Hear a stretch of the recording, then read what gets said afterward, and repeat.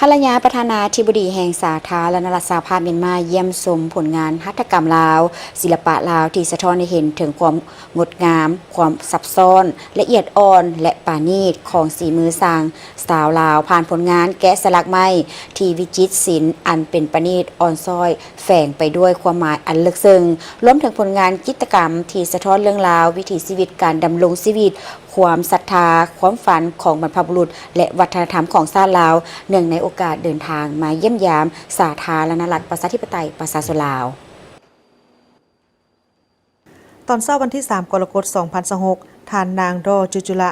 ภรรยาประธานาธิบดีสาธารณรัฐสหภาพเมียนมาพร้อมด้วยคณะได้เดินทางไปเยี่ยมชมตำหนักผ้าไหมลาวบูฮานซึ่งตั้งอยู่บ้านเสียงยืนเมืองจันทบุรีนครหลวงวิจันทร์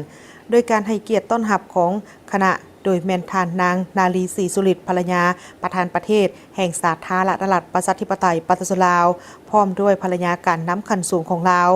และท่านนางจันเทาประธรรมวงศ์ประธานกิตติมศักดิ์สมาคมหัตถกรรมลาวคณะรับผิดชอบตำหนักผ้าไหมบูฮานในโอกาสนี้ท่านนางสุวิตาประเสริฐประธานสมาคมหัตถกรรมลาวก็ได้รายงานแนะนำเกี่ยวกับประวัติความเป็นมาของการทอผ้าไหมลาวขบวนการผลิตลวดลายอันวิจิตรงดงามและเอกลักษณ์ของผ้าไหมลาวที่สะท้อนถึงภูมิปัญญาและวิถีชีวิตของประชาชนลาวพร้อมนี้คณะยังได้เยี่ยมชมผลิตภัณฑ์ผ้าไหม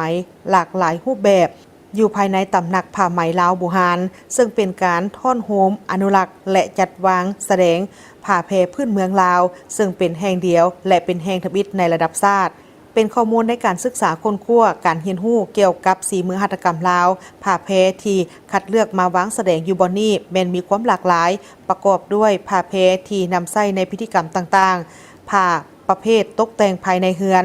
ผ้าแพรใช้ในชีวิตประจำวันและสุดแต่งงานที่เป็นตัวแทนให้แก่ชนเผ่าใน4หมวดภาษาจีนทิเบตและชนเผ่าหมวดภาษามงอิวเมียน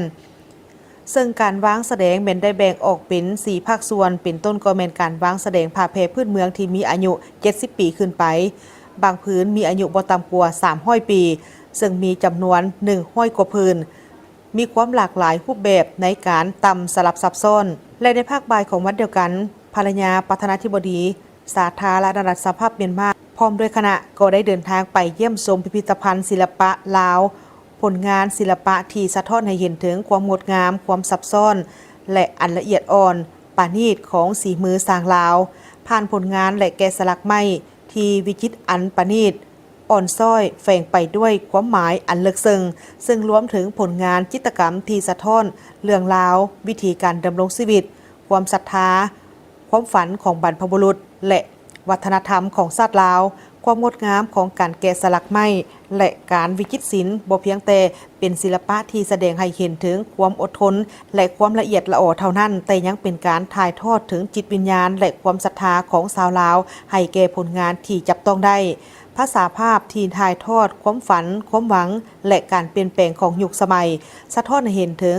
ความสำนิสำนานและความพยายามของคนลาวในการสร้างสิ่งที่มีคุณค่าให้แก่สังคมและสืบมรดกตกทอดให้แก่ลูกหลานผ่านศิลปะลาวที่ยังขาดพื้นที่ที่เหมาะสม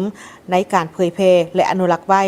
การสร้างผลงานที่เป็นเอกลักษณ์ของตนและมีความยั่งยืนว่าไม้ที่นำมาใช้ในการแกะสลักแม่นบ่ได้ไปตัดไม้ทำลายป่าแต่อย่างใด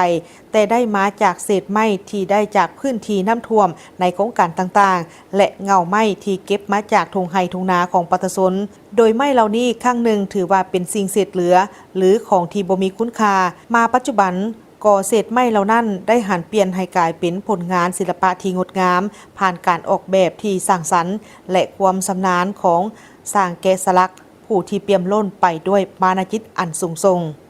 ซึ่งมื้อนี้ก็ได้นำเสนอหลายๆจุดที่สำคัญในหอพิพิธภัณฑ์เฮาบ่ว่าจะเป็นห้องศิลปะลายลาวที่ว่าได้รวบรวมเอาผลงานศิลปะจากทั่วประเทศลาวตั้งแต่เหนือฮอดใต้มาให้เพิ่นได้เห็นในห้องนี้ห้องเดียวนอกจากนั้นก็เป็นผลงานสะสมไม้แกะสลักเป็นเวลา30ปีของพ่อของข้าพเจ้าที่ว่าเพิ่นได้สะสมเอาไม้นอนคอนตายหลายๆทั้งหลายหั่นนะมาแกะสลักเป็นผลงานศิลปะโดยฝีมือสร้างคนลาว และก็ได้นำมาแสดงอยู่ที่หอพิพิธภัณฑ์แห่งนี้เนาะเขาก็ได้พาเพิ่นไปชมหาอ่านผลงานสิ้นเอกหลายๆสิ้นของเฮาบ่ว่าจะเป็นไม่มีค่าในประเทศลาวบ่หรือเป็นไม้หายากแล้วก็เป็นผลงานศิลปะที่ว่าทั้งจากศิลปินทั้งเก่าและใหม่ภายในประเทศเฮา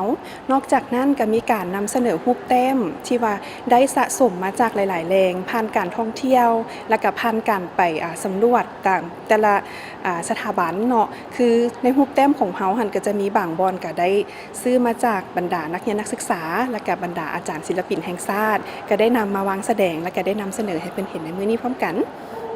การเยี่ยมยามในครั้งนี้บ่เพียงแต่เป็นการเผยแพร่คุณค่าของมรดกทางวัฒนธรรมและศิลปะลาวเท่านั้นและยังเป็นการเสริมสร้างความเข้าใจความสัมพันธ์อันดี